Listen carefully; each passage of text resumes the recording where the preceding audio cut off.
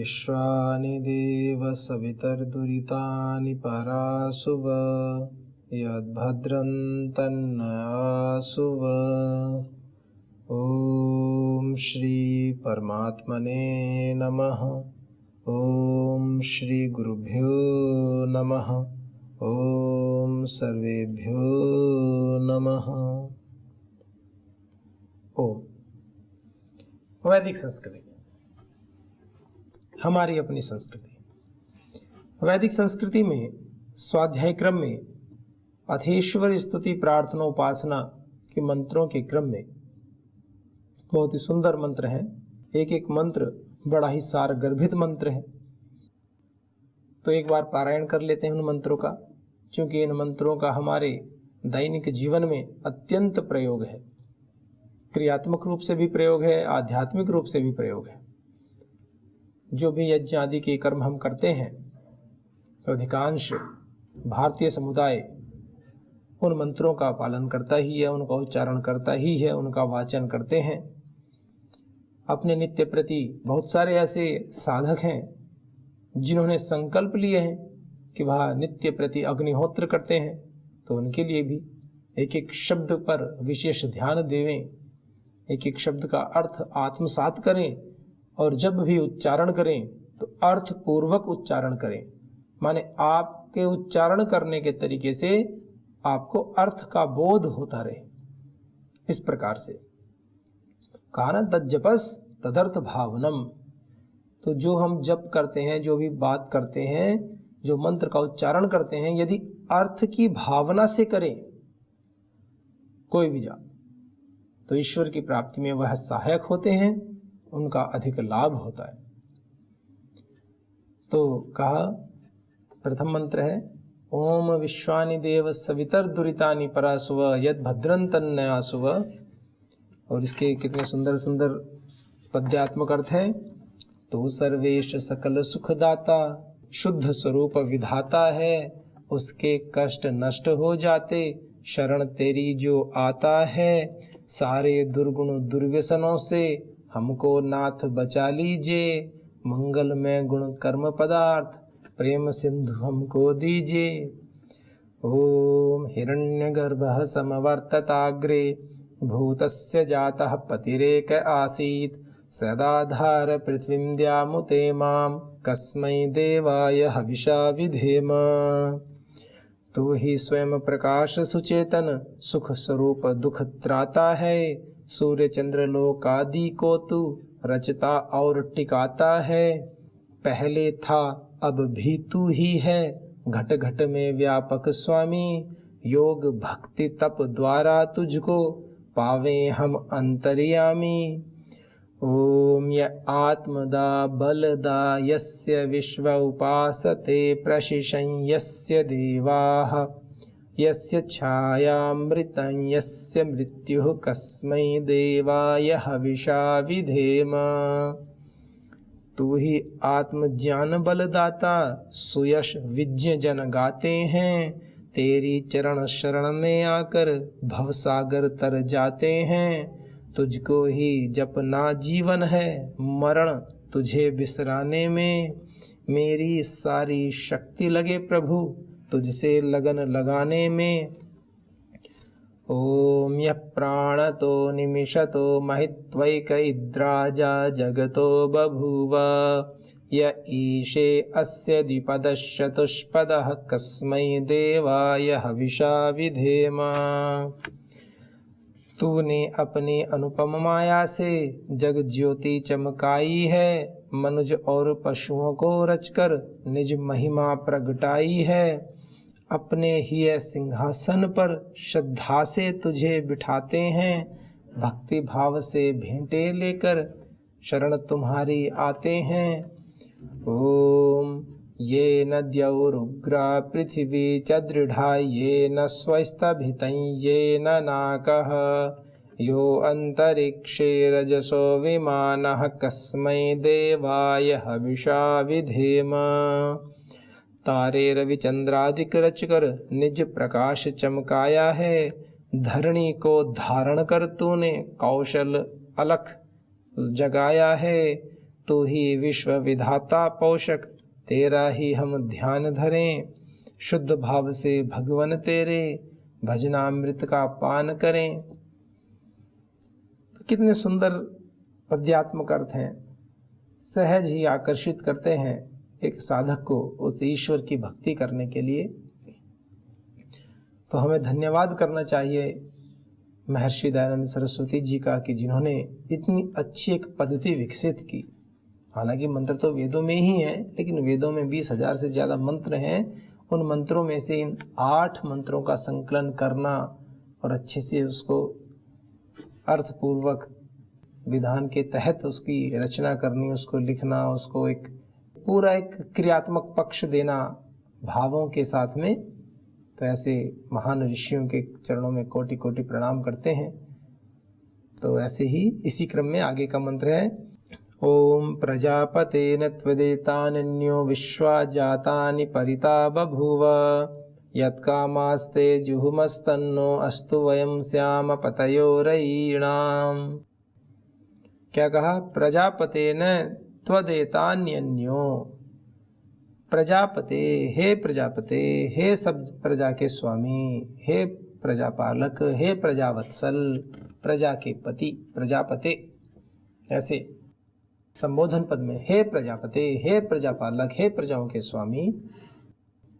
न त्वद एतानि अन्यः, न त्वदेतान्यो विश्वा। तो न्यो थोड़ी सी व्याकरण संधि सूत्रों का ज्ञान कर लेना चाहिए। यहाँ हशीचय लग गया, या था अन्यः, अन्यः था, आगे विश्वा था तो हशीचय लग गया, तो उससे रू के रेफ को उ हो गया, आद गुणा से गुण हो गया।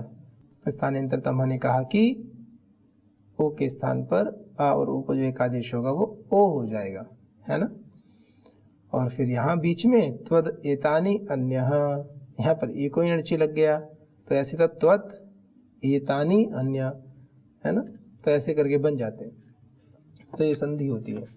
तो प्रजापते न त्वद एतानि अन्य, त्वत प्रजा, हे प्रजापते, न त्वद अन्य, तुझसे भिन्न, एतानि विश्वा जातानि परिता बभुवता, उन एतानि इन, उन इन जितने भी विश्वा जातानि, विश्वा जितने भी सारी, जातानी उत्पन्न हुए हैं, जितने भी उत्पन्न हुए जड़ चेतन हैं वो सारे तुझसे ना परिबभुव, वो तेरा तिरस्कार नहीं करते हैं, अर्थात वो तेरी सत्ता को मानते हैं, अर्थात उनमें सब में आप ही सर्वोपरि हो। ऐसे कहा कि आपसे भिन्न तो कोई है ही नहीं दूसरा कोई।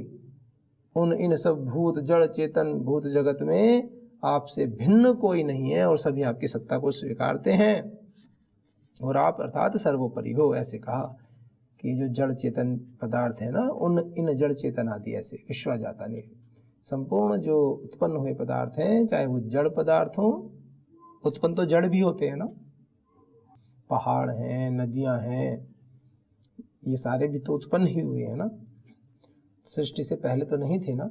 और मनुष्य प्राणी जगत जितना भी है, तो इसलिए कहा कि उन इन विश्वा जातानि जितने भी उत्पन्न हुए हैं, चाहे जड़ हो चाहे चेतन हो, समस्त प्राणी मात्र अप्राणी मात्र जितना भी जगत है, उस जगत में न त्वत अन्य, आपसे भिन्न उन इन जगत में कोई भी नहीं है। कोई आपका तिरस्कार नहीं करता है, कोई भी आपका अतिक्रमण नहीं करता है, अर्थात आप सर्वोपरि हैं। इस संपूर्ण जगत के रचना करने वाले परमेश्वर, उनके गुणों का वर्णन किया जा रहा है, उनकी सत्ता को बताया जा रहा है कि वह सर्वश्रेष्ठ हैं। और क्या कहा? यत् कामाः, यत् कामास्ते जुहुमः, यत् कामास्ते जुहुमस्तन्नो अस्तु वयं स्याम पतयोरयीणाम। यत् कामाः, यत् जो भी, कामाः कामना करते हैं हम लोग, हम यत् कामाः जो भी कामना करते हैं, जो भी इच्छाएं करते हैं। यहाँ जो भी बात होती है ना, शुभ इच्छाओं की बात होती है। वेद में जो भी कार्य आता है कि परमात्मा हमारी इच्छाओं को पूर्ण करते हैं, तो वह स्वार्थपरक इच्छाओं की बात नहीं की जाती वहाँ पर। वहाँ बात की जाती है जो भी निस्वार्थ भाव से समाज कल्याण की भावना से हम कार्य करते हैं अपने भौतिक उन्नति के लिए, और वह भी एक सोपान के रूप में, जिससे कि आध्यात्मिक उन्नति हो सके। तो इसकी गूढ़ रहस्य यही है कि हम अपने भौतिक उन्नति के साथ साथ अपनी आध्यात्मिक उन्नति को भी करें। तो कहा यत् कामाः, जो भी हम कामनाएं करते हैं, ते आपसे हे परमात्मा आप उनको जुहमः आप उनको पूर्ण कीजिए। हम जो भी कामनाएं करते हैं, जिसका भी हम आश्रय लेते हैं, जिनकी भी वांछा करते हैं, जो भी जुहम तत् नो अस्तु, तत् वो सब न हमारी कामनाएं अस्तु हो जाएं, पूर्ण हो जाएं। यत् कामास्ते जुहम, हम आपसे जिस जिस कामना का भी आश्रय करते हैं, इच्छा करते हैं, वो सारी कामनाएं हमारी पूर्ण हो जाएं। अस्तु ऐसे कहते हैं ना, हाँ जी ये कार्य करना है, अस्तु, हाँ कर लेंगे, अस्तु। तो कहा तन्नो अस्तु कि हमारी वह सब कामनाएं पूर्ण हो जाएं।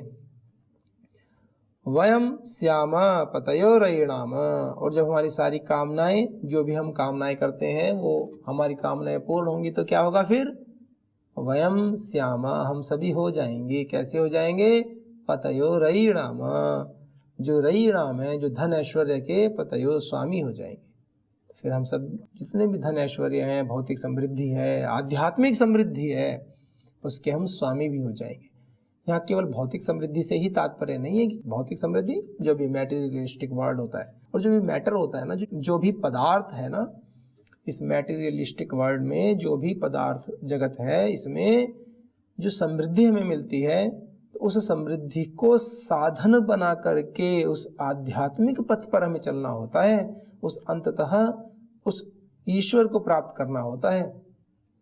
ऐसे कहा ना कि जो कायर बुज़दिल पुरुषार्थ नहीं करते हैं, निकम्मे होते हैं, निठल्ले होते हैं, उनका आत्मबल भी क्षीण हो जाता है, और ये कह देते हैं फिर कि बलहीन को तो आत्मा प्राप्त नहीं होती।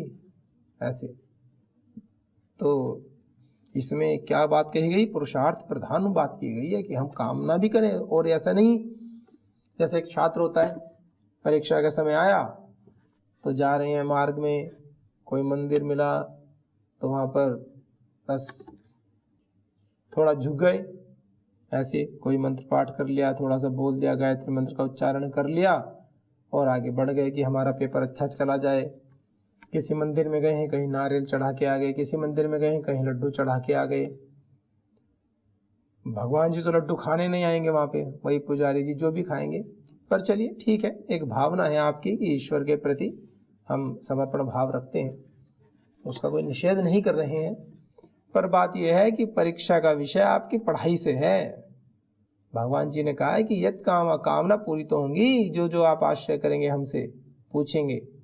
ये तो भगवान जी ने कहा है कि यत कामास्ते जुहुमा तन्नो अस्तु, वह कामना पूरी तो करेंगे। पर इसके पीछे यह भी तो है कि आपके कर्म किए बिना नहीं करेंगे। प्रार्थनाएं कब सुनी जाती हैं? एक बड़ा प्रश्न होता है। एक बड़ा प्रश्न है कि प्रार्थनाएं स्वीकार कब की जाती हैं? कि आप प्रतिदिन सुबह से लेकर के शाम तक केवल प्रार्थनाएं ही करते रहो कि हमारी सारी कामनाएं पूर्ण हो जाएं, हमारी परीक्षा में अच्छे अंक आ जाएं, हम बहुत बलवान हो जाएं, हम निरोगी हो जाएं। आप केवल कामना ही करते रहो, तो क्या वो पूरी होंगी? तो इसका उत्तर मिलेगा ना, कामनाएं पूरी नहीं होंगी। क्यों नहीं होंगी? क्योंकि कामनाएं कर्म के ऊपर आधारित होती हैं। यदि आप उस दिशा में ठीक कर्म नहीं करोगे, पूर्ण पुरुषार्थ नहीं करोगे, तो कामनाएं पूरी कैसे होंगी? शब्द मात्र से नहीं होंगी। परम श्रद्धेय श्री स्वामी जी महाराज, परम श्रद्धेय आचार्य श्री जी कहते हैं कि हजारों शब्दों की ध्वनि से ज्यादा कर्म की ध्वनि प्रबल होती है। तो पुरुषार्थ करना चाहिए हमें, और पुरुषार्थ की पराकाष्ठा का सातत्य ही सफलता का मूल मंत्र है। और पुरुषार्थ भी ऐसे नहीं कि एक दिन थोड़ा सा कर लिया, पुरुषार्थ की पराकाष्ठा है, अर्थात जितना पुरुषार्थ, जितना श्रेष्ठ कर्म आप आज कर सकते हैं उसको पूरा कर दीजिए, उसमें बचा करके मत रखिए। अर्थात बहुत ही साधारण भाषा में कहें तो खुद को 100% झोंक दीजिए समाज कल्याण के कार्यों में, अपनी आध्यात्मिक उन्नति के कार्यों में, जो कि समाज कल्याण के द्वारा प्राप्त होती है। समाज कल्याण के लिए निस्वार्थ भाव से किए गए कार्यों का परिणाम है मोक्ष प्राप्ति। विशुद्ध सेवा का परिणाम है मोक्ष प्राप्ति। मनुष्य शरीर का प्रयोजन है समाज की सेवा करना, जितनी हो सके कुछ बचा करके नहीं रखना, कुछ लेने की अपेक्षा भी नहीं करना, सब कुछ देने का भाव, तो उसका परिणाम होता है सद्गति। ऐसी है प्रोसेस। तो वही कह रहे हैं कि यत् कामाः ते जुहुमा, वो हम जो भी आपसे आश्रय लेते हैं तन्नो अस्तु, वह सब हमारी पूरी होती है। तो इसलिए तो कहा गया कि आप पढ़ाई भी करें, ईश्वर के प्रति कृतज्ञता का भाव रखें। कोई निषेध नहीं है आपके प्रसाद चढ़ाने का या प्रसाद का ग्रहण करने का या कोई बांटने का, कोई निषेध नहीं है। आपकी जो पूजा पद्धति आप करते हैं कीजिए, लेकिन परमात्मा ने जो मूल बात कही है, जो ईश्वर के, जो ऋषियों को देख करके हमें पता चलता है कि आचरण पक्ष को प्रबल बनाना है। पीछे मंत्र पढ़ा था ना, बल दा, वह बल का भी देने वाला है, आत्मदा आत्मज्ञान का भी देने वाला है। तो आत्मज्ञान, यदि बलहीन व्यक्ति होगा तो बलहीन कैसे आत्मज्ञान को प्राप्त करेगा? न अयम आत्मा बलहीन न लभ्य। आत्मा जो है, ये आत्मज्ञान जो है, ये बलहीन को, जिसके जो न बैठ सकता है, न ज्ञान बल, न बुद्धि बल, न शरीर बल, न आत्मिक बल, कैसे पाएगा वो आत्मज्ञान, कैसे प्राप्त करेगा बताओ? परीक्षा में लिखना है, आप बैठ सकते नहीं तो लिखोगे कैसे? कहीं खड़े खड़े लिख लेंगे, कहो पैरों में जान नहीं है तो कैसे लिखोगे? कहने का तात्पर्य यह है, कोई भी उदाहरण एक ही अंश में घटित होता है, जिस अंश को समझाना चाह रहे हैं। तो बात यह है कि अगर आपको सीधा बैठ करके, मेरुदंड सीधा रख के पद्मासन में बैठना है और उसका कोई रिकॉर्ड बनाना है 10 घंटे बैठने का, तो बैठोगे तभी तो रिकॉर्ड बनेगा, उसकी प्रैक्टिस करोगे तभी तो रिकॉर्ड बनेगा। उसके लिए आपको 10 घंटे मेरुदंड को सीधा करके बैठना तो होगा, तभी तो बना पाओगे। आप कहोगे कि हम बैठेंगे तो नहीं, लेकिन रिकॉर्ड बैठने का बनाएंगे, ये तो बच्चे भी हंसेंगे, बच्चे भी स्वीकार नहीं करेंगे इस तथ्य को आपके, कि भाई रिकॉर्ड तो बनाना है पद्मासन में सीधा बैठने का और बैठेंगे नहीं, बैठना आता नहीं, और रिकॉर्ड बनाएंगे 10 घंटे बैठने का। तो 10 घंटे का रिकॉर्ड बनाओगे तो भैया 10 घंटे आपको प्रैक्टिस करनी पड़ेगी, बैठना पड़ेगा। तो वही कह रहे हैं कि पढ़ाई में अच्छे नंबर लाने हैं, परीक्षा में अच्छे नंबर लाने हैं तो पढ़ना पड़ेगा, और कोई विकल्प है नहीं। हाँ, इतना होता है कि मंदिर में जाओ, पूजा पाठ करो, सत्संग करो, यज्ञ करो, ध्यान साधना करो, गायत्री का जाप करो, इनसे होता क्या है, हमारा चित्त शुद्ध होता है, बुद्धि निर्मल होती है। ये लाभ है। हमारी प्रवृत्तियां, हमारी वृत्तियां शांत होती हैं, सात्विक होती हैं, जीवन में सात्विकता बढ़ती है, और सात्विकता बढ़ती है तो सूक्ष्मता बढ़ जाती है, और सूक्ष्मता बढ़ जाती है तो हमारे जीवन में धीरे धीरे हमारी बुद्धि के कपाट खुलने लगते हैं, बुद्धि अच्छे से कार्य करने लगती है, ऐसे कह रहे हैं। तो वही तो है। और वयम श्याम पतयोरयिणाम, और जब हम बुद्धि ज्ञान से, बल से संपन्न हो जाएंगे, हमारी अच्छी अच्छी कामनाएं पुरुषार्थ पूर्वक पूरी होने लगेंगी, तो अंत में क्या कह दिया, वयम श्याम पतयोरयिणाम, हम सभी धन ऐश्वर्य संपत्ति के स्वामी हो जाएंगे, ऐसे कहा। पद्यात्मक कैसे अर्थ है, बड़ा सुंदर है। तुझसे बड़ा न कोई जग में, सब में तू ही समाया है, जड़ चेतन सब तेरी रचना, तुझ में आश्रय पाया है, हे सर्वोपरि विभो विश्व का तूने साज सजाया है, धन दौलत भरपूर दीजिए यही भक्त को भाया है। ऐसे बड़ा सुंदर मंत्र, एक एक मंत्र पढ़ते जाएं, एक मंत्र उससे अच्छा दूसरा मंत्र, उससे भी अच्छा तीसरा मंत्र, ऐसे पूरी श्रृंखला चलती रहती है। परमात्मा को आनंद स्वरूप क्यों कहा गया है? इसीलिए तो कहा गया है, जो भी कार्य करो तो ऐसा लगेगा कि आज से अच्छा आनंद तो कभी नहीं आया, कल आज से अच्छा आनंद तो कभी नहीं आया, उससे अगले दिन आज से अच्छा आनंद तो कभी नहीं आया।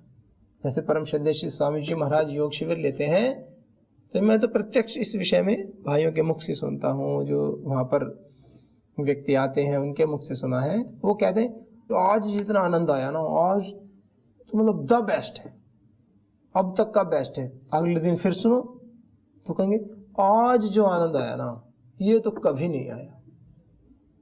मतलब क्या है कहने का?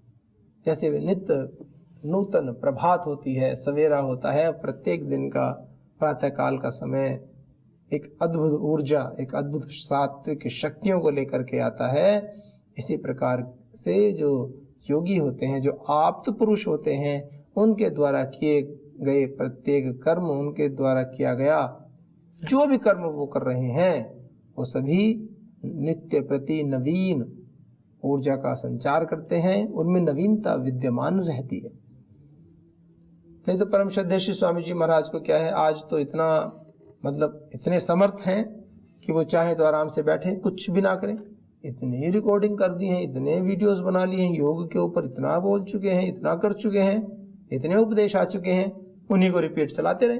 इतने शिविर किए हैं, इतने लोगों का कल्याण किया है, इतने मृत व्यक्तियों को बचाया है मरने से, इतनी नई दवाइयों की खोज कर दी है। कोई भी व्याधि ऐसी नहीं है जिसका समाधान योग से ना हो। पूरी दुनिया के सामने इस बात को कहना क्या ये छोटी बात है? ये बहुत बड़ी बात है। पूरी दुनिया के सामने हम इस बात को कहें तो कि एक भारत का एक सन्यासी इस संसार के समस्त रोगों को दूर करने की सामर्थ्य रखता है, ये छोटी बात है।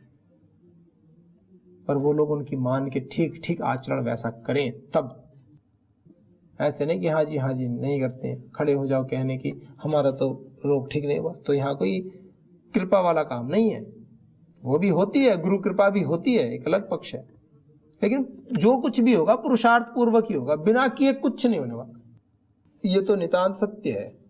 कर्म के बिना कुछ भी तो नहीं होता। प्रार्थनाएं सुनी कब जाती हैं, ये भी एक बड़ा पक्ष आता है।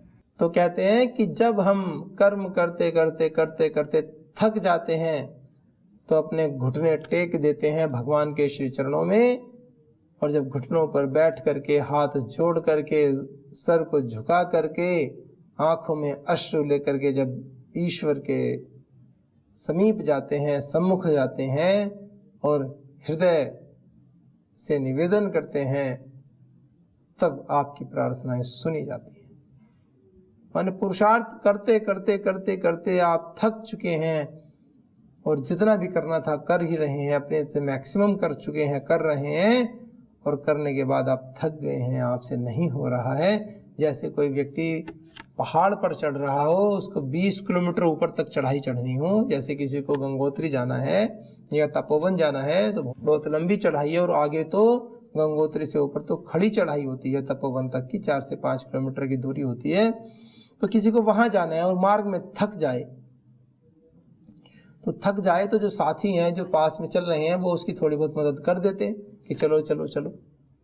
लेकिन जिस व्यक्ति ने चलना ही शुरू नहीं किया है, जो नीचे ही खड़ा है, अभी यात्रा ही शुरू नहीं की है, तो उसकी कौन मदद करेगा? उनको पता है कि खाली कह तो रहा है कि जी मेरी मदद कर देना, मेरी मदद कर देना। भाई शुरुआत तो करो, मदद तो तब करें। कोई छात्र कहेगी जी ये सवाल मेरी समझ में आ जाए, अरे करना शुरू तो कर, तभी तो समझ में आएगा आप कहाँ अटक रहे हो, कहाँ पर समस्या है। जैसे कुछ छात्र क्या होते हैं, पूरा घंटा पढ़ लेंगे, पढ़ने के बाद क्या कहेंगे कि कुछ भी तो समझ में नहीं आया। अरे ऐसे थोड़ी कहते कुछ भी समझ में नहीं आया। पूरा घंटा पढ़ रहे हो तो आपको जब पहली बार ही समझ में नहीं आई जो बात, वहीं पे पूछना चाहिए।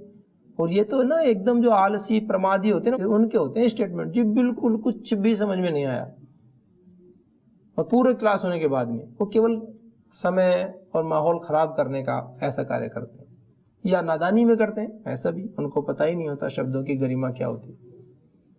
भाई जब आचार्य पढ़ा रहे हैं उसी समय पूछो, बीच में जहां पर पढ़ा रहे हैं समझ में नहीं आया वहीं पर पूछो। जैसे कोई कथा सुन के आया 2.5-3 घंटे, उससे पूछा क्या सुन के आए, बहुत अच्छी अच्छी बातें बताई, पर ये नहीं पता क्या बताया। भाई इतना तो ध्यान रख लो, कुछ तो बातें ऐसी हो जो लिख के ले आओ, कुछ तो लाओ वहां से। कानों का बस एक सत्संग का अर्थ क्या है, कानों की एक सर्विस हो गई सुनने की, ऐसा मत करो। तो ऐसे ही बहुत ही सुंदर पद्यात्मक अर्थ दिए हुए हैं इन मंत्रों के, और बहुत ही महान कार्य किया है, उपकार किया है इस जगदी के ऊपर उन ऋषियों ने, जिन्होंने अपने जीवन को इस संस्कृति की रक्षा के लिए लगा रखा है। तो आइए अपनी इस प्यारी वैदिक संस्कृति में जिएं, जीने का संकल्प लें, अपने सभी दुखों को दूर करें, सुख का आधान करें, उस अमृत तत्व का आधान करें। इन शुभ भावों के साथ आज के हमको विराम देते हैं। ओम शांति शांति शांति। ओम श्री परम ऋषिभ्यो नमः। ओम श्री गुरुभ्यो नमः। ओम सर्वेभ्यो नमः।